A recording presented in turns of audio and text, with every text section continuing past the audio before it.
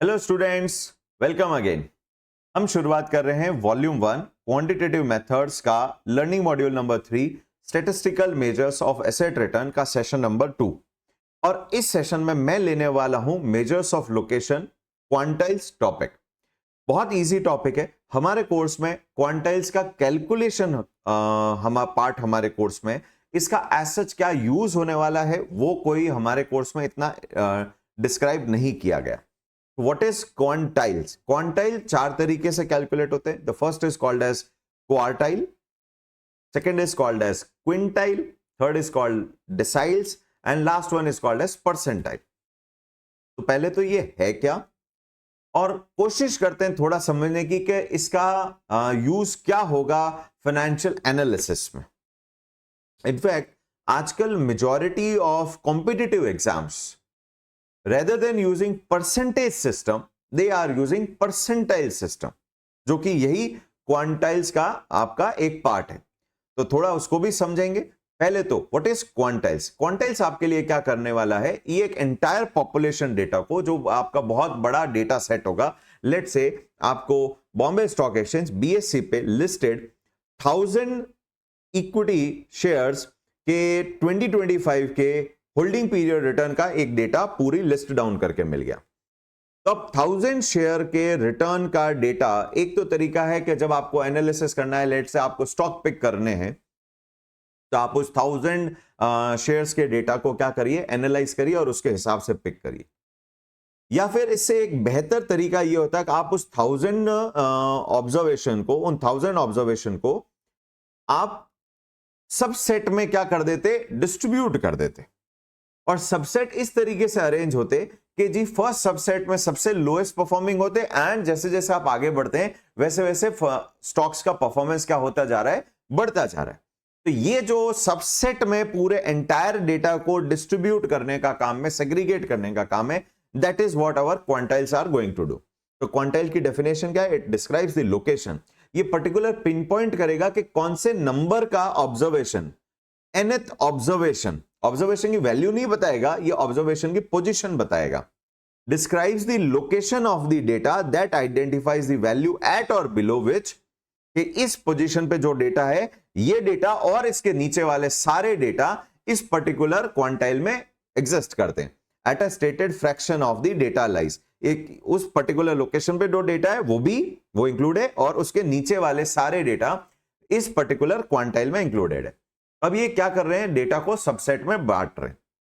Quantiles चार तरीके के हैं, दिख रहा हमें, quartile, quartile, quartile, quarter. Quarter से शुरू हुआ क्वार्टाइल, यानी एक क्वार्टर में 25% डेटा, तो यानी कि 4 क्वार्टर बनेंगे। तो यहां पर ये पूरे डेटा को 4 क्वार्टाइल्स में बांटते हैं, इक्वल, जिसमें हर क्वार्टाइल में इक्वल नंबर ऑफ फ्रीक्वेंसी होगा। 25% फर्स्ट सेट ऑफ डेटा में इंक्लूड होगा, 25% सेकेंड सेट ऑफ क्वार्टाइल में इंक्लूड होगा, सेकेंड क्वार्टाइल में इंक्लूड होगा, ऐसा कहना ठीक रहेगा।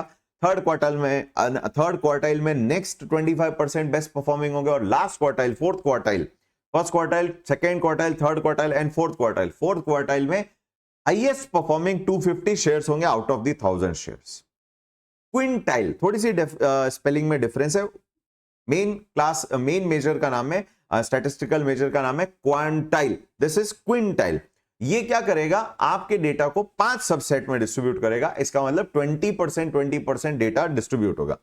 यहां पर डेटा का जो वैल्यू है वो इंपॉर्टेंस नहीं रखता है। यहां डेटा क्योंकि ऑलरेडी असेंडिंग ऑर्डर में अरेंज है, तो ये क्या करेंगे, हर सबसेट में 20% irrespective of the values in that of those data, that data, वो उस सबसेट में जो लोएस्ट होगी वो पहले फर्स्ट क्विंटाइल में आएगी। नेक्स्ट 20% डेटा जो होगा in terms of ascending order वो सेकेंड क्विंटाइल में आएगा, एंड सो ऑन। डिसाइल क्या करेगा, वो पूरे डेटा सेट को 10 सबसेट्स में डिस्ट्रीब्यूट करेगा, एंड परसेंटाइल पूरे डेटा को 100 सबसेट में डिस्ट्रीब्यूट करेगा। आई होप सबको समझ में आया। अब ये परसेंटाइल का आजकल काफी यूज हो रहा है। तो ये पहला तो यूज हमें समझ में आया कि जी rather than doing analysis of the entire population data, हम अपने एक स्पेसिफिक फोकस अपनी एनालिसिस या रिसर्च को फोकस कर सकते हैं एक स्पेसिफिक सबसेट ऑफ डेटा पे। अगर हमें बेस्ट परफॉर्मिंग शेयर्स आइडेंटिफाई करने हैं तो आप फोर्थ क्वार्टाइल को यूज कर लीजिए, और अगर आपको लोएस्ट परफॉर्मिंग शेयर्स पे एनालिसिस करना है तो आप क्या कर सकते हैं, आप फर्स्ट क्वार्टाइल के डेटा को यूज कर सकते हैं। इनफैक्ट परसेंटाइल, आजकल मेजॉरिटी ऑफ कॉम्पिटिटिव एग्जाम्स में परसेंटाइल सिस्टम ऑप्ट हो रहा है रेदर देन परसेंटेज सिस्टम। दोनों सिस्टम अलग है। परसेंटेज सिस्टम क्या करता था, जो भी स्टूडेंट्स ने एग्जाम्स दिया है, तो अगर एक स्पेसिफिक स्टूडेंट की बात करूं तो उसके जितने भी मार्क्स अवार्ड हुए हैं based on his answers divided by the total maximum marks जो उस एग्जाम में आप अचीव कर सकते हो। सो अगर 100 मार्क्स का पेपर है तो denominator will be 100। So marks achieved divided by maximum marks available into 100। सो वो परसेंटेज बनता था 75 over 100 marks into 100। So it is 75 percentage आपको मिले। बट आजकल अब ये परसेंटाइल सिस्टम क्यों आ गया? अब परसेंटाइल सिस्टम का लॉजिक ये रहता है, पहले तो ये डिनोमिनेटर में मैक्सिमम मार्क्स नहीं है, वो थ्योरी ही खत्म हो गई। तो आप अगर ये कहते हो मेरे 72 परसेंटाइल बने, तो इसका मतलब ये नहीं कि आपके 100 क्वेश्चन में से 72 क्वेश्चंस करेक्ट थे, नहीं, बिल्कुल नहीं। ये क्या करेंगे, एक एग्जांपल ले लेते हैं। ये क्या करेंगे, जितने भी स्टूडेंट्स ने एग्जाम दिया उन स्टूडेंट्स का whether there is a negative marking और नॉट, अगर नेगेटिव नहीं होगी तो 0 will be the lowest marks. तो जितने भी स्टूडेंट नंबर और उनके मार्क्स, तो स्टूडेंट के मार्क्स को अरेंज कर देंगे असेंडिंग ऑर्डर में। ये ध्यान रखने की जरूरत है, मीडियन में असेंडिंग और डिसेंडिंग दोनों अलाउड होता है, जबकि क्वांटाइल्स में ओनली असेंडिंग ऑर्डर ही अलाउड है।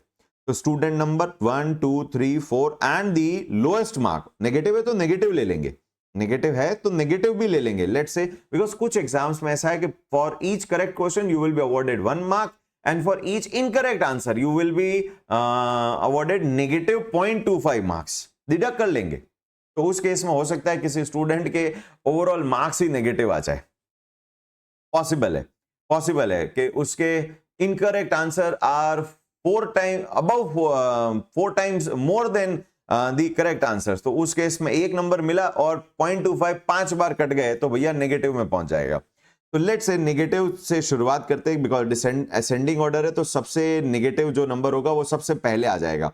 -5 -2 0 2 10 6 7 8 9 10 11 12 स्टूडेंट्स, 20 कर देता हूं, इस तरह लेट्स से 10 पे ही रिस्ट्रिक्ट करते हैं। तो 10 स्टूडेंट ने अगर आपका एग्जाम दिया है, so this will B 12, let's say 50 60 65 and the maximum marks achieved is 75। तो अब ऐसा नहीं है कि सबके मार्क्स को डिवाइड बाय 75 कर देंगे, वो भी नहीं है, डिवाइड बाय 100 करेंगे, वो भी नहीं है। ये क्या करेंगे, ये बोलेंगे कि जी हम 80 परसेंटाइल फेल कर रहे हैं एंड टॉप 20 परसेंटाइल को ही हम पास कर रहे हैं। The cut off is 80 percentile, cut off is 80 percentile. तो अगर 80 परसेंटाइल करना है तो फॉर्मूला है LY, Y represent your percentile, कितने परसेंटेज पे आपको डेटा को ब्रेक डाउन करना है, L represent location, LY represent location of that particular percentile. Formula is n+1 y in terms upon 100। सो अगर आपको L80 कैलकुलेट करना है, 80 परसेंटाइल कैलकुलेट करना है, सो इट इज 10 डेटा है +1 into 80 by 100 which represents your 8.80। ये लोकेशन को represent करता है कि 8.8 पे जो वैल्यू है उस वो वैल्यू और उसके नीचे सारे लोगों को फेल कर दीजिए। तो 8.8 पे क्या लोकेशन है, हमें पता चला कि जी 8th लोकेशन पे 60 मार्क्स, 9th लोकेशन पे 65 मार्क्स है, 5 नंबर का गैप है। हमें चाहिए 8.8th लोकेशन। तो इसका मतलब अब कट ऑफ क्या रही, अगर कट ऑफ की बात करूं कितने मार्क्स कट ऑफ रहे, ऑफ कोर्स 8th लोकेशन पे जो है वो फेल है, 60 लाया पर फेल है। Cut off will be calculated using interpolation. Interpolation बहुत आसान है, जो हमने 5th 6th में थोड़ा यूनिटरी मेथड सीखा था। समर सीजन है, मैंगो का सीजन है, लेट्स से 2 मैंगोस ₹50 के, 1 मैंगो विल बी ₹50/2, करेक्ट। तो ये हो गई 1 यूनिट की वैल्यू, इसको बोलते थे यूनिटरी सिस्टम। तो 6 मैंगो की क्या वैल्यू होगी? 6 mango will be ₹50 divide by 2 into 6, that is equals to how much? ₹150। ये जो सिस्टम हुआ करता था that is unitary system. Same unitary system is your interpolation. कि जी 8 से 9 लोकेशन पे आने के लिए, यानी कि एक लोकेशन चेंज होने के लिए 5 मार्क्स का गैप, 5 मार्क्स का gap. So for every one location we are changing 5 marks. So for a 0.8 location, what will be the marks? So change in marks, that is 4 marks. तो आपका, इसका मतलब आपका 60 percentile, 80 percentile, not 60, 80 percentile cut off is 60 marks plus, जो कि 8th position पे marks थी, plus 4, that is 64. So all students जिनके मार्क्स 64 या उससे नीचे हैं वो सारे फेल। जिनके मार्क्स 64 के अबव है वो सारे पास होंगे। तो हमारे केस में कितने लोग पास होंगे? ओनली 2 लोग। One is your 9th position पे जो है आपका 65 मार्क्स वाला, एंड 10th पोजीशन पे जो है आपका 75 मार्क्स वाला। ये है आपका cut off 80th percentile. 80 percentile is your 64 marks. अब ये यूज ऐसा क्यों करते हैं? उसके बहुत सारे रीजंस हो सकते हैं। जैसे एग्जांपल के तौर पे number of student appearing exams ज्यादा है और इंफ्रास्ट्रक्चर फैसिलिटी अगर कम है, तो वहां पर वो क्या करते हैं, स्टूडेंट्स के सबसेट बना देते हैं। लेट्स से एक लोकेशन पे 3000 बच्चे रजिस्टर्ड है और वहां पर इंफ्रास्ट्रक्चर 1000 स्टूडेंट्स के एग्जाम का ही है, तो वहां पे 3 different set of papers use होंगे। ऐसा तो है नहीं कि जी पहले 1000 बच्चों को एग्जाम दिलवा देंगे और फिर सेकंड वाले 1000 को दिलवाएंगे, फिर थर्ड वाले को दिलवाएंगे। तब तक तो पेपर, अगर सिंगल पेपर होगा तो वो तो सर्कुलेट हो जाएगा बाकी बच्चों के बीच में, फर्स्ट बैच और थर्ड बैच के बीच में सर्कुलेट हो जाएगा। ऑफ कोर्स ऐसा तो होगा नहीं, सीक्रेसी मेंटेन करने के लिए तीनों बैचेस का पेपर अलग होगा। तो जब तीनों बैचेस का पेपर अलग होगा तो हो सकता है, ऐसा तो है नहीं, बिकॉज पेपर में डिफरेंट टाइप ऑफ क्वेश्चन होंगे, सिमिलर क्वेश्चन भी नहीं होंगे। तो यहां पर पेपर का कॉम्प्लेक्सिटी लेवल, डिफिकल्टी लेवल हो सकता है कि आपके बैच 1 का डिफिकल्टी लेवल रिलेटिवली बैच 3 के कंपैरिजन में थोड़ा इजी है। तो अगर परसेंटेज सिस्टम कर दिया होता, तो बैच 1 वाला जिनका कि रिलेटिवली पेपर इजी था, उन लोगों को एक एक्स्ट्रा एडवांटेज मिल जाएगी, बिकॉज इजी पेपर में करेक्ट क्वेश्चन के, करेक्ट आंसर के चांसेस बढ़ जाएंगे, तो उनके ओवरऑल करेक्ट आंसर ज्यादा हो जाएंगे, ऑटोमेटिक उनका परसेंटेज हाई हो जाएगा compare to the other batches. इसमें उनके पास होने के चांसेस ज्यादा हो जाएंगे। ये तो थर्ड बैच के साथ में थोड़ा इनजस्टिस हो गया। तो यहां पर ये क्या करते हैं, परसेंटाइल कैलकुलेट करेंगे फॉर ईच बैच। तो मेरी समझ बोलती है, I am not sure about the exact examination system, but मुझे जो समझ में आता है वो हर पेपर के लिए, क्वेश्चन सेट के लिए वो अलग परसेंटाइल कैलकुलेट करेंगे। यानी उस पेपर में अपीयर होने वाले सब बच्चों का एक सेट बनेगा और उनका कट ऑफ डिसाइड होगा कि यहां इसका फर्स्ट पेपर का cut of 80% is 64 marks, but third paper जो कि डिफिकल्टी ज्यादा था, फर्स्ट पेपर के कंपैरिजन में थर्ड पेपर की डिफिकल्टी ज्यादा थी, तो उसके ओवरऑल मार्क्स भी कम होंगे, मैक्सिमम मार्क्स भी कम होंगे, तो उसका कट ऑफ, उस थर्ड पेपर के सेट का कट ऑफ भी क्या होगा, 64 से शायद लोअर जाएगा। ऑटोमेटिक वो जो पेपर की कॉम्प्लेक्सिटी लेवल का डिफरेंस था फॉर डिफरेंट बैचेस, वो क्या हो गया, आपका बराबर सेट हो जाएगा। तो इससे किसी भी स्टूडेंट को एक्स्ट्रा एडवांटेज या डिसएडवांटेज नहीं होगा। सो मुझे ऐसा लगता है this is one of the reason जिसके लिए शायद परसेंटाइल सिस्टम पे शिफ्ट किया गया from percentage system. So back to topic, हमने वैसे फॉर्मूला डिस्कस कर लिया है, इलस्ट्रेशन पे भी जा सकते हैं। First of all, what is quartile? Quartile is quartile क्या करेगा, आपके डेटा को 4 सेट में, सबसेट में डिवाइड करेगा और हर डेटा सेट 25%, ये जो फर्स्ट क्वार्टाइल होगा, that number and the number below this that particular specific number will be treated as the first quartile data and so on. Quartile 1/5 में divide करेगा, decile 1/10, वो हम कुछ डेटा पे वर्क करेंगे और सारी चीजें कैलकुलेट करने की कोशिश करेंगे। हाँ, यहां पर वो कई बार इंटर क्वार्टाइल रेंज पूछते हैं। What is inter quartile range? Inter quartile range is basically your middle two quartile data set. Middle two quartile data set कैसे निकालेंगे? जो क्वार्टाइल 3 का कट ऑफ है उसमें से क्वार्टाइल 1 का कट ऑफ सब्ट्रैक्ट कर दीजिए, उसके बीच के जितने भी डेटा है वो सारा का सारा आपका इंटर क्वार्टाइल रेंज माना जाएगा।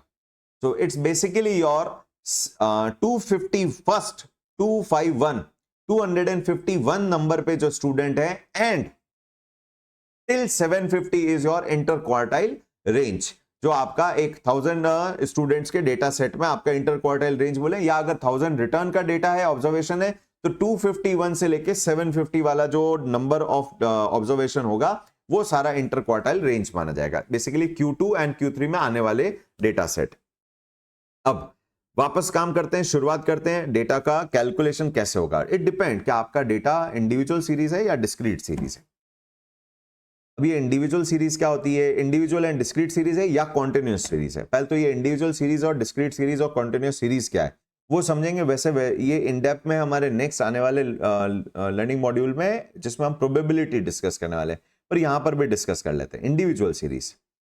मैंने कुछ एग्जाम्पल बनाया है। ये return of Nifty 50 stock for year 2025, जिसमें 20 स्टॉक का मैंने डेटा डाला है, 20 स्टॉक का।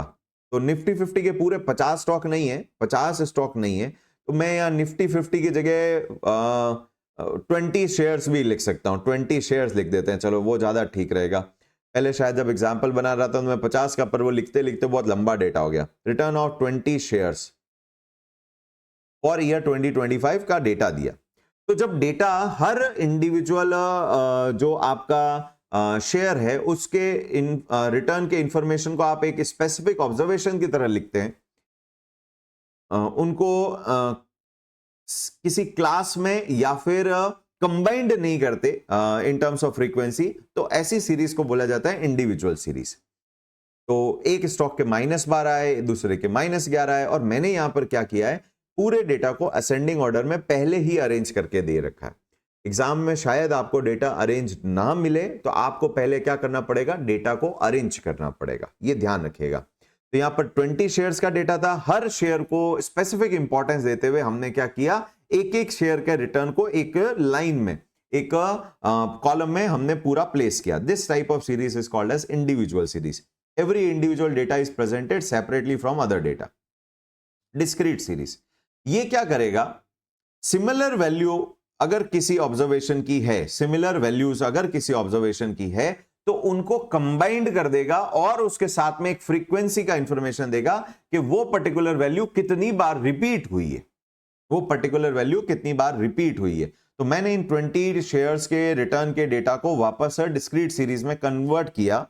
तो 12 एक ही बार आया, -12 frequency 1, number of time, frequency means number of time, -11 1 time, -5 मुझे दिख रहा है 3 बार, 3 शेयर के -5% के रिटर्न रहे, तो मैंने -5 लिखा और उसके आगे फ्रीक्वेंसी क्या लिख दिया, 3।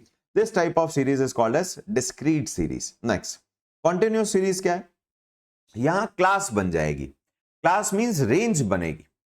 अब यहां ध्यान दें, डिस्क्रीट सीरीज और कॉन्टिन्यूअस सीरीज में डेटा में क्या डिफरेंस होता है।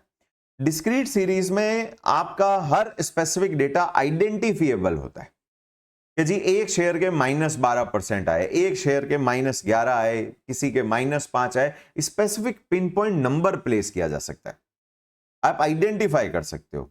पर जहां पर डेटा, वैसे रिटर्न का डेटा डेसिमल्स में भी आ सकता है, डेसिमल्स में भी आ सकता है, तो मैंने इस सीरीज को कन्वर्ट नहीं किया, तो मैंने एक कंटिन्यूअस सीरीज का एक एग्जांपल बनाया कि कुछ शेयर्स -15% से -10% का रिटर्न देते हैं। ऐसे टोटल 50 शेयर्स हैं हमारे पास में। 1000 के डेटा को मैंने क्या किया है, 20 क्लासेस में, क्लास इंटरवल बोलते हैं इनको, क्लास इंटरवल, क्या बोलेंगे इनको? Class interval. मैंने डिस्ट्रीब्यूट कर दिया, तो 1000 ऑब्जर्वेशन को अगर 20 सेट में आपको ब्रेक डाउन करना है तो 1000 डिवाइड बाय 20, तो हर सेट में आपके 50 ऑब्जर्वेशन होंगे। तो इन 50 ऑब्जर्वेशन को हमने क्या किया? प्लेस किया क्लास इंटरवल में, उनकी लोएस्ट वैल्यू एंड उनकी मैक्सिमम वैल्यू की एक रेंज बना दी, that is called as class interval. तो ये जो पहले 50 शेयर्स हैं, 50 ऑब्जर्वेशन है, सबसे लोएस्ट उसमें जो भी वैल्यू रही होगी दैट विल बी -15। सबसे लोएस्ट जो वैल्यू रही होगी दैट विल बी -15। पर उसके बाद में किसी ऑब्जर्वेशन के रिटर्न होंगे 14-14.99, किसी के होंगे -14.78, किसी के होंगे -14.72, किसी के होंगे -12.50। तो यहां पर आप एक specific finite number of value outcomes नहीं आइडेंटिफाई कर सकते, क्योंकि रिटर्न है वो डेसिमल्स में कोई भी वैल्यू एज्यूम कर सकता है। तो जब अगर कोई ऐसा वेरिएबल आप पिक कर रहे हो जो फाइनाइट नंबर ऑफ आउटकम्स नहीं निकाल रहा है, इनफाइनाइट नंबर ऑफ आउटकम्स निकाल रहा है, it can be height also. Height जरूरी नहीं है कि आपका 172 सेंटीमीटर होगा, 173 सेंटीमीटर होगा, 1% कैन बी 172.5 सेंटीमीटर। तो यहां पर ये जो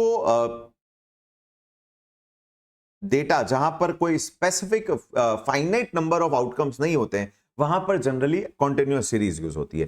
तो अब मैं इस टॉपिक को यहीं रखता हूं, क्योंकि प्रोबेबिलिटी में हम इसको वापस पढ़ेंगे या प्रोबेबिलिटी भी निकालेंगे। जैसे यहां पर अगर आपको प्रोबेबिलिटी निकालनी है, यहां अगर आपको प्रोबेबिलिटी निकालनी है तो 20 आपके ऑब्जर्वेशन है, तो यहां प्रोबेबिलिटी विल बी 3/20 0.15, यहां प्रोबेबिलिटी हो जाएगी 0.10, यहां प्रोबेबिलिटी होगी 0.05। यहां हर एक स्पेसिफिक आउटकम के आने के चांसेस निकल सकते हैं। कॉन्टिन्यूअस सीरीज में किसी भी स्पेसिफिक पॉइंट का probability will be 0। Specific point की probability will be 0, because probability का फॉर्मूला क्या है? प्रोबेबिलिटी का formula is that the favourable events divided by total events, and total events can be infinite. यही तो प्रॉब्लम है continuous series का, कि जहां आउटकम को फाइनाइटली आप क्वांटिफाई नहीं कर सकते। तो anything about divided by infinite will become 0। तो एक पर्टिकुलर पॉइंट की प्रोबेबिलिटी यहां हमेशा 0 थी। तो ये सब चीजें प्रोबेबिलिटी में हम नेक्स्ट लर्निंग मॉड्यूल में करेंगे ही। तो हमने कंटिन्यूअस सीरीज और डिस्क्रीट सीरीज समझा। तो अब पहले समझते हैं कि डिस्क्रीट सीरीज में किस तरीके से आपका क्वांटाइल निकलेगा। तो यहां पर क्विंटाइल निकालने का सबसे पहला step, sort the data in the ascending order. Number 2, अब परसेंटाइल पोजीशन फाइंड आउट करिए। तो परसेंटाइल पोजीशन क्या होगी? अगर आप क्वार्टाइल कर रहे हो तो percentile positions will be 4 quartiles है। Percentile position will be 25, 50, 75 and 100, that's it. Quintile है तो it will be 20, 40, 60, 80 and 100। Decile है तो 10, 20 and 90 and so on 100। Percentile है इट विल बी 1, 2 से लेके 99 एंड 100। सो आई होप सबको पोजीशन समझ में आई। आपको निकालना कोई भी है, क्वार्टाइल या क्विंटाइल, फॉर्मूला एक ही रहेगा, आपको वो पर्टिकुलर परसेंटेज वाला पॉइंट आइडेंटिफाई करना है। Sort the data in ascending order. Percentile in any array with n entries, उस केस में आपको LY, location of that particular percentage जो निकालना है, उसका फॉर्मूला क्या है? It is n+1, n represent the total count of data, into y/100। अब ये प्रॉब्लम है यहां पर, ये जो लोकेशन आएगी, अगर ये होल नंबर आ गई, अगर ये होल नंबर आ गई तो प्रॉब्लम नहीं है जी, तो प्रॉब्लम नहीं है। एग्जाम्पल के तौर पे मैं एक काम करता हूं, मैं यहाँ पर लोकेशन को अगर मैं लेना चाहता हूँ 50.5, तो 0.5 इंटू 12 प्लस 13, नहीं, तो हम यहाँ काम करते हैं, ऑड नंबर ऑफ डेटा अगर लेते हैं, odd number of data, odd count of data. So odd count of data is 0, 1, 2, 3, 4, 0 भी इंक्लूड हो गया मेरा, 6, 7, 8 एंड 9 एंड 10। ये असेंडिंग ऑर्डर में ही अरेंज है। Now I want to find out second quartile जो कि 50% के कट ऑफ हुए, मीडियन भी यही था। इस डेटा का मीडियन आता है n+1/2, which is 11+1 divide by 2, sixth observation, और सिक्स्थ ऑब्जर्वेशन इज योर 5 नहीं 5, हाँ 5 बिल्कुल, 6th ऑब्जर्वेशन इज योर 5। पहले 5 0 1 2 3 4 और लास्ट के 5 6 7 8 एंड 9 एंड 10। तो अब अगर मुझे सेकेंड क्वार्टाइल निकालना है जो डेटा को 50-50 में डिस्ट्रीब्यूट कर दे, तो क्या फॉर्मूला बनेगा? 11 + 1 इंटू 50, सेकेंड क्वार्टाइल 50 पे एंड होता है, upon 100। This will be equals to again 6th position, यानी 6th पोजीशन पे जो डेटा है एंड उससे लोअर, वो सेकेंड क्वार्टाइल की बात करेगा। तो this and lower is your second quartile. ये नंबर भी इंक्लूड होगा और इसके नीचे वाले नंबर सेकेंड क्वार्टाइल का हिस्सा बन जाएंगे। तो ऑड नंबर ऑफ अगर डेटा होता है तो जनरली ये होल नंबर में कन्वर्ट हो जाता है लोकेशन का पॉइंट। बट अगर ये नंबर होल नंबर नहीं आया, 6.2 आ गया, 6.8 आ गया, बिकॉज ये नंबर ऑफ पोजीशन है, ये वैल्यू ऑफ डेटा नहीं है, तो उस केस में आप क्या करोगे? तो उस केस में वी विल बी यूजिंग, अगर ये होल नंबर नहीं आया, we will be using what? Linear interpolation, जैसा मैंने भी नीचे किया। जहां पर आप क्या करेंगे? जितने लोकेशन का आपको आगे बढ़ना है, वो जो गैप है उसको उस हिसाब से एडजस्ट कर देंगे, आपका यूनिटरी मेथड को अडॉप्ट करके। कुछ इलस्ट्रेशन करेंगे, उसमें समझ में आ जाएगा। तो पहले इलस्ट्रेशन करते हैं, फिर मैं कॉन्टिन्यूस डेटा पे बात करता हूं। तो सबसे पहला ये रहा हमारा 20 ऑब्जर्वेशन है।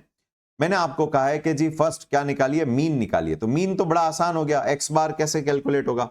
x bar is equals to 132 sigma x upon n 20 is equals to 6.60। First done.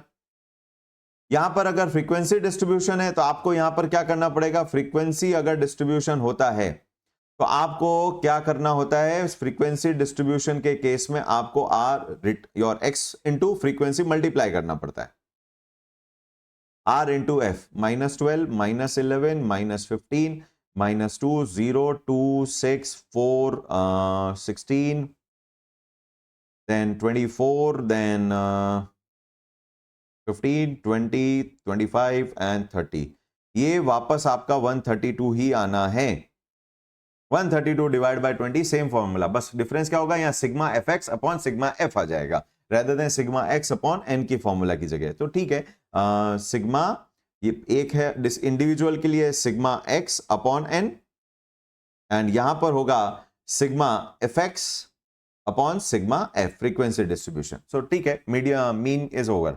Median कैसे कैलकुलेट होगा? Median is equals to n+1/2। नहीं, ये तो इवन नंबर ऑफ डेटा है, तो पहले तो n/2। n/2 लोकेशन पे क्या है? लोकेशन पे कौन है जी? n/2 location is 20/2 is 10। 10th location पे कौन है भाई असेंडिंग ऑर्डर में? एक तो 3। सेकेंड n+2/2 लोकेशन पे 20+2/2 is 11th location, which is your 4। So median is equals to नीचे ले लेते हैं, नीचे, हाँ नीचे पेज ले लेते हैं।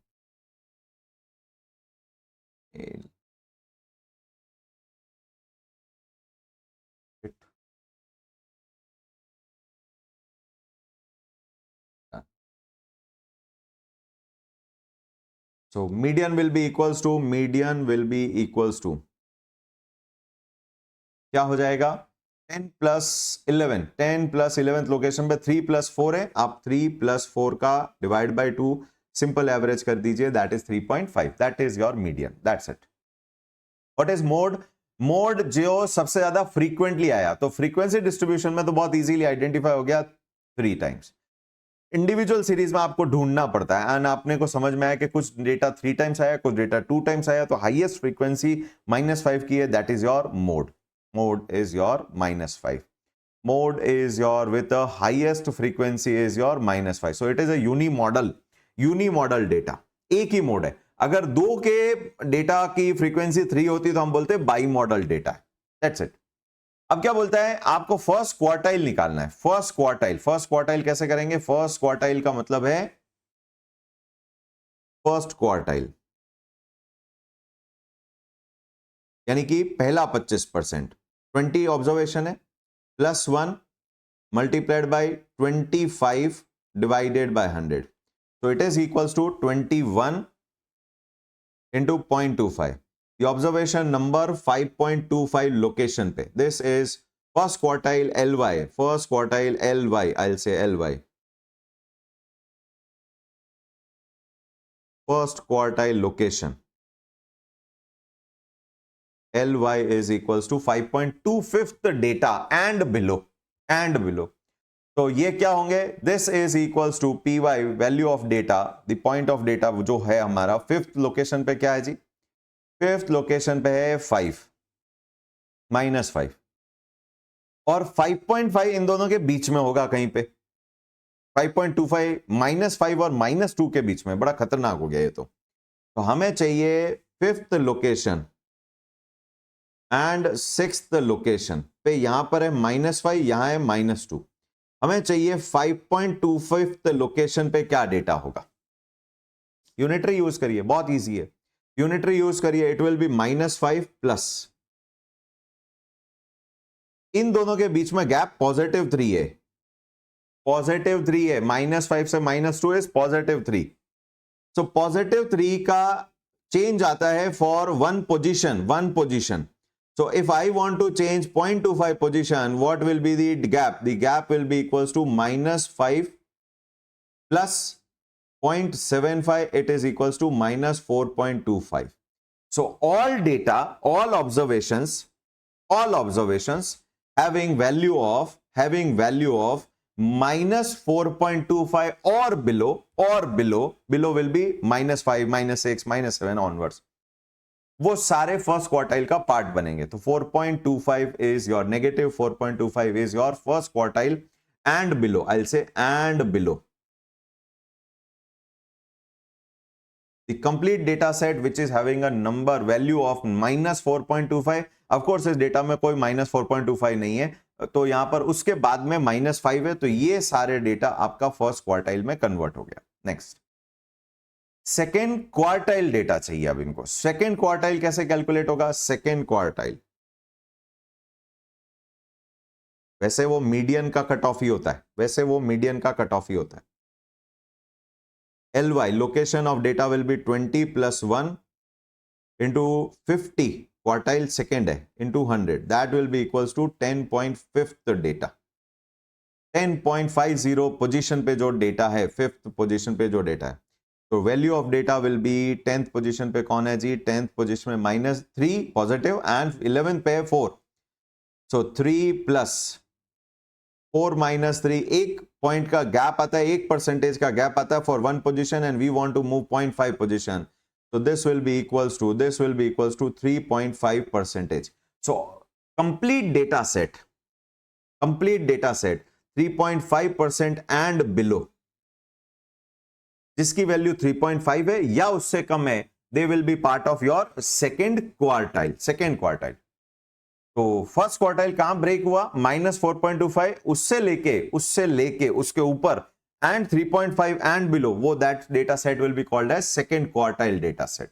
दैट जो बीच का गैप है, तो बीच के गैप में कौन कौन आ जाएगा, 3.5, तो ये आपका यहां से लेके यहां तक सेकेंड क्वार्टाइल हो गया. फर्स्ट क्वार्टाइल, एक बात समझिएगा, इसको डायरेक्ट 25% नहीं कर सकते कि जी 20 डेटा सेट है इंटू 20%, 25% कर दीजिए, नहीं, ये वो नहीं है. क्वार्टाइल क्या कर रहा है, क्वार्टाइल या क्विंटाइल्स बेसिकली वो डेटा को 25% उस पोजीशन के नीचे रहेंगे और 75 उसके ऊपर भी रहेंगे, 75 उसके ऊपर रहेंगे और 25% डेटा उसको मिला के उसके साथ में नीचे भी रहेंगे. तो ये कहना कि इंटू 25% कर देते हैं, that will be your quartile, no, वो सही नहीं होगा. एग्जाम्पल के तौर पे जब मीडियन किया था, तो अगर आपको हाफ बांटना है डेटा, तो what is the median is equals to in this case, और इवन नंबर ऑफ डेटा में आपका मीडियन आता है, आपके 20 डेटा सेट है, नंबर ऑफ ऑब्जर्वेशन है, आपका मीडियन था 10.5 लोकेशन. मीडियन कहां है, मीडियन लिखा नहीं क्या अपन ने, मीडियन इज 10.5 लोकेशन. अच्छा, ये अपन ने डायरेक्ट ही कर दिया, 10.5 लोकेशन, 10th पोजीशन पे. अच्छा, 10th position is 3, and 11th position पे है आपका 4। तो आपने कहा median is 3 + 4 divide by 2 3.5, this is median. तो 3.5 से 50% डेटा इस साइड है और 50% डेटा इस साइड है। आई होप सबको समझ में आया। सेम चीज है क्वार्टाइल में। क्वार्टाइल क्या करता है, इंक्लूडिंग दैट डेटा सेट, वो डेटा सेट को क्या कर रहा है 25%, 50% उसको मिला के डाउन, उसके बिलो वाले डेटा इंक्लूड हो जाते हैं। सो डायरेक्ट 50% करना ठीक नहीं है। Next, fourth decile. Fourth decile कैसे कैलकुलेट करेंगे? Fourth decile is 40%। 40% यानी लोकेशन ऑफ 40% को ब्रेक करने वाला data will be 20 + 1 into 40 divide by 100, that will be equals to 21 into 0.4। 21 into 0.4 that is 8.4 location पे, 8.40 लोकेशन पे जो डेटा है which is equals to value of data is equals to 8 पे क्या है भाई, 8 पे है आपका 2 एंड 9th पे 3। तो 2 और 3 के बीच में आपका फोर्थ डिसाइल का कट ऑफ है। So it will be 2 + 3 - 2। आपका 1% का रिटर्न मूवमेंट हुआ फॉर 1 पोजीशन, हमें 0.4 की पोजीशन मूवमेंट करनी है। So we have fourth decile cut off 2.40% and below. This number and इसके नीचे के सारे नंबर फोर्थ डिसाइल का पार्ट बनेंगे। Next, 80 percentile. If I want a 80 percentile cutoff,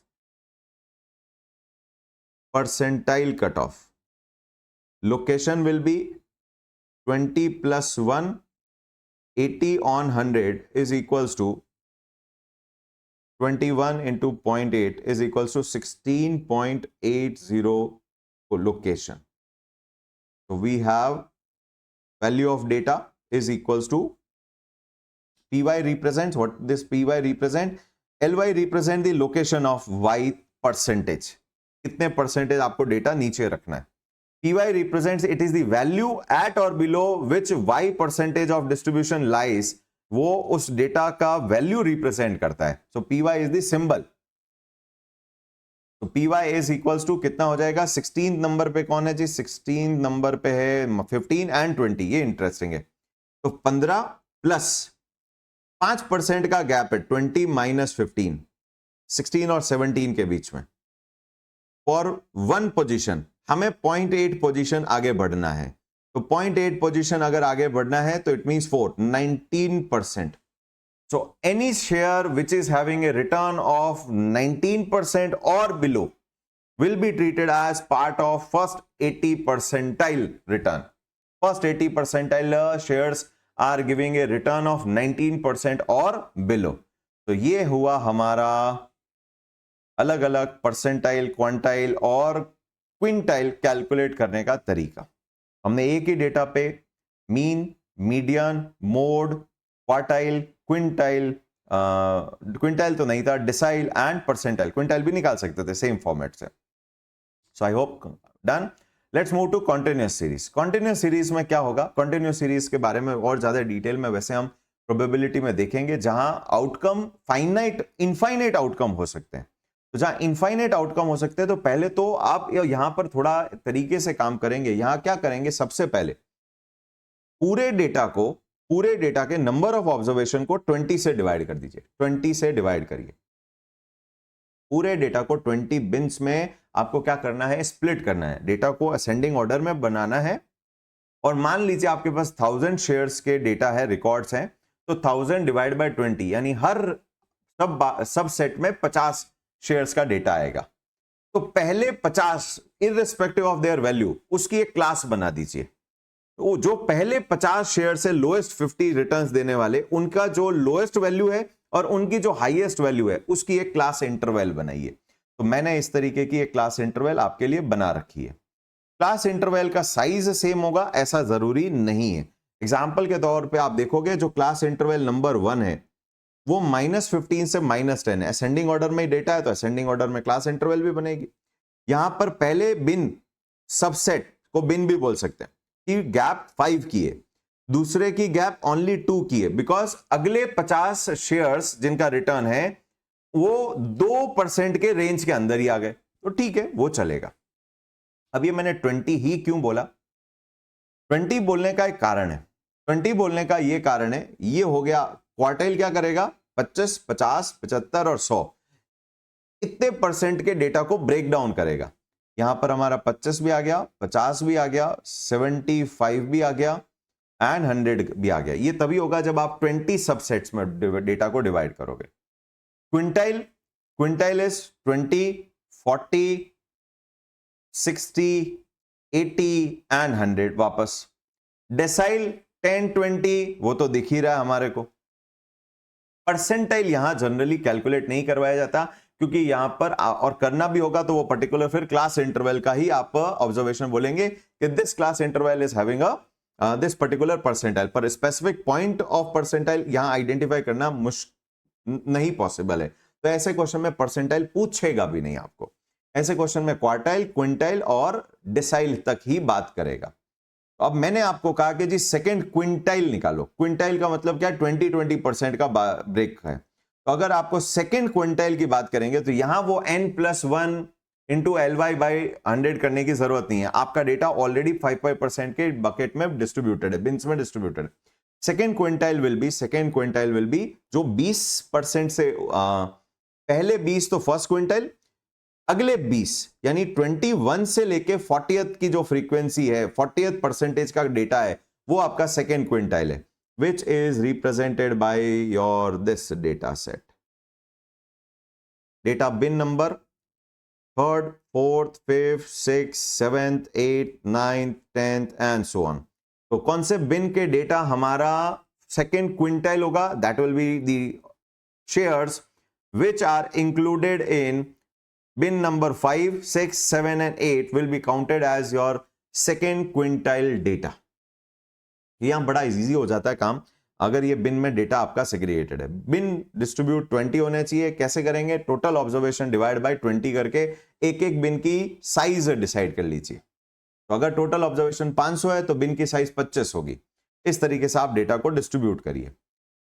quartile, third quartile कौन सी होगी? जो 50 के ऊपर है और 75 के नीचे। 50 के ऊपर और 75 के नीचे is your this range 11, 12, 13, 14, 15 all shares which are part of 11 to 15th bin are part of your third quartile data। Sixth decyl का मतलब क्या है? 5th के ऊपर और 60% के नीचे, 50 के ऊपर एंड 60% के नीचे। This is your sixth decyl, यानी कौन से बिन हुए? 11 एंड 12। That's it. सो यहां पर मीडियन अगर आपको निकालने को बोलेगा तो स्पेसिफिक पिन पॉइंट नहीं पॉसिबल है, स्पेसिफिक पिन पॉइंट नहीं कर सकते। मीडियन क्या करता है? 50% डेटा को लेफ्ट और 50% डेटा को राइट में स्प्लिट करता है। तो एग्जैक्ट 50% हमारा कहां आ रहा है? It is the range number 10th। तो 10th का maximum value will be treated as approximate medium. वैसे मीडियम इससे ऊपर होगा, मीडियन इससे ऊपर होगा, क्योंकि मीडियन के नीचे 50% होता है और ये एग्जैक्ट 50% का कट ऑफ है। So I am using the approximate sign. Approximately it will be equals to 6%।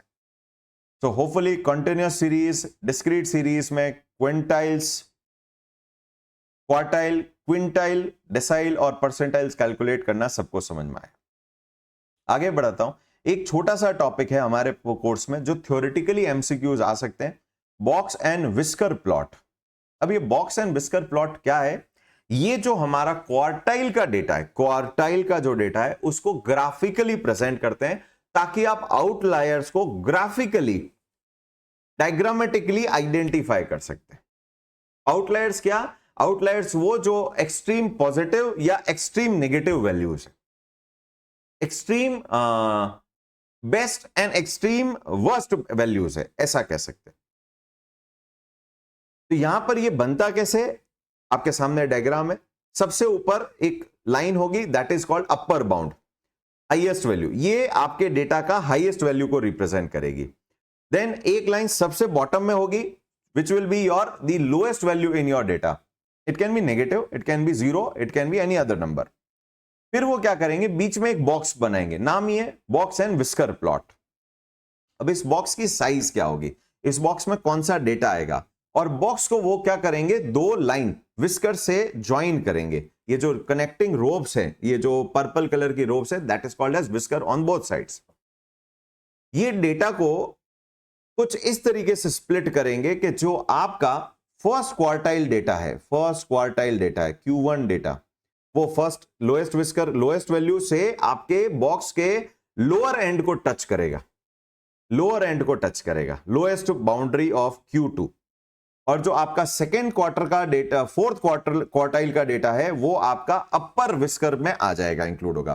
तो ये जो विस्कर्स है, ये आपके outliers, the best and the worst outliers को, एक्सट्रीम वैल्यूज को आइडेंटिफाई करेंगे। और जो आपका बॉक्स होगा वो inter quartile range, this is your inter quartile range. अब ये जैसा थोड़ा सा मैं कॉन्टिन्यूस डेटा लेता हूं, बिकॉज जनरली ये कॉन्टिन्यूस सीरीज के लिए यूज होता है, क्योंकि डिस्क्रीट सीरीज में तो आप specific pin point data identify कर सकते हैं। कॉन्टिन्यूस सीरीज में data is having infinite, data can take infinite types of observation. तो यहां पर ये जैसे हमारे पास में जैसे ये डेटा था, इस डेटा का फर्स्ट क्वार्टाइल रेंज कहां खत्म हुआ, फर्स्ट क्वार्टाइल रेंज खत्म हुआ जी -3, 25 नहीं, फर्स्ट क्वार्टाइल रेंज बोला मैंने, ये तो क्विंटाइल हो गया, सॉरी, ये तो क्विंटाइल हो गया। फर्स्ट क्वार्टाइल रेंज खत्म हुआ -2 पे। ये फर्स्ट क्वार्टाइल का लो हायर एंड है, और सेकेंड क्वार्टाइल का बिगिनिंग पॉइंट भी है। यहां से आपका 25th एंड अबाउट डेटा शुरुआत हुआ। तो ये आपका आपके बॉक्स एंड विस्कर प्लॉट का -2 था, -2। ये आपके बॉक्स का यहां पर -2, यहां से शुरुआत हुई -2%। सो -2% के बिलो वाले सारे नंबर आपके लोअर विस्कर साइड में चले गए। एंड लोएस्ट वैल्यू इज क्या थी, लोएस्ट वैल्यू हमारे डेटा की -15 थी। This is your -15%। Next highest value क्या है हमारे डेटा में, हाईएस्ट वैल्यू इज 25%। तो हाईएस्ट वैल्यू इज +25%। Q3 की अपर बाउंड्री, जहां क्वार्टाइल 3 एंड होता है, क्वार्टाइल 3 एंड होता है, दैट इज 75%। तो 75% data and upper boundary is 14%, is 14%। 14% पे आपका +14% इज योर बॉक्स का अपर बाउंड्री हो जाएगा। तो इसका मतलब जो भी 14% और 25% पॉजिटिव के बीच में रिटर्न लाए, दे आर बेस्ट परफॉर्मिंग, वो ऊपर वाले विस्कर पे प्लॉट हो जाएंगे। जो भी -2 से -15 के बीच में नंबर लेके आए हैं, these will be represented by the lower whisker and the lowest bound lowest value, जो lowest fence है आपकी। और इन पूरी रेंज में क्या हो जाएगा, the interquartile range is Q3 that is 14% minus your Q1 जहां से स्टार्ट हुआ, Q1 खत्म हुआ, Q2 शुरुआत हुई, -2 माइनस है वो data, is 16%। The entire box is of size of 16%। इसके अंदर मीडियन भी प्लॉट किया जाएगा। Median was our what, is was approximately equals to 6, तो वो 6 भी यहां पर प्लॉट करेंगे, दैट इज इक्वल्स टू 6%। ये इस तरीके से ग्राफिकली जब प्रेजेंट करते हैं, आउटलायर्स को आइडेंटिफाई करने में हेल्प भी करता है, और आपको अपनी लेट्स से हम एक particular company, out of these what 1000 observation है, तो हम ये आइडेंटिफाई कर पाते हैं कि हम कहां पर बिलोंग करते हैं पूरे डेटा सेट में। By using this box and whisker हमें आइडेंटिफाई हो जाएगा कि हम इंटर क्वार्टाइल रेंज के ऊपर है, बॉक्स के अपर फेंस पे है, अपर विस्कर पे है या लोअर विस्कर पे। वो आइडेंटिफाई करने के लिए थोड़ा इजी तरीका है, वैसे तो डेटा से भी पता चल जाता है, पर ये भी एक अपना यूज है। तो आई होप सबको क्लियर हुआ। अगर अर्थमेटिक मीन कैलकुलेट हो सकता है तो वो भी प्लॉट किया जाएगा, बट जनरली मीडियन को ही वो प्लॉट करते हैं कि what is the centre value. 50% data इसके ऊपर है, 50% डेटा इसके नीचे है। तो इसी के साथ हमारा बॉक्स एंड विस्कर प्लॉट भी खत्म हुआ, और ये टॉपिक भी हमारा क्लोज हुआ। हमने discrete series, individual series complete कर ली, हमने कॉन्टिन्यूस सीरीज में भी चीजें आइडेंटिफाई कर ली ना, हाँ जी कर लिया, हमने आइडेंटिफाई कर लिया, आंसर्स दिए हुए थे। तो इसी के साथ ये टॉपिक कंप्लीट होता है। नेक्स्ट सेशन में मैं लेने वाला हूं मेजर्स ऑफ डिस्पर्शन, जिसमें मैं standard deviation, variance, semi deviation, target semi deviation, वो सब डिस्कस करेंगे, जो कि इंपॉर्टेंट टॉपिक भी रहेंगे और कैलकुलेशन ओरिएंटेड भी रहेंगे। ये भी था, बट ये बहुत इजी और ठीक है, लिमिटेड था, थोड़ा थ्योरेटिकल ज़्यादा था, और बहुत ज़्यादा इसका इतना कॉम्प्लेक्सिटी भी नहीं था। तो इसी के साथ क्लोज करते हैं। Thank you so much, done for today, good day, take care.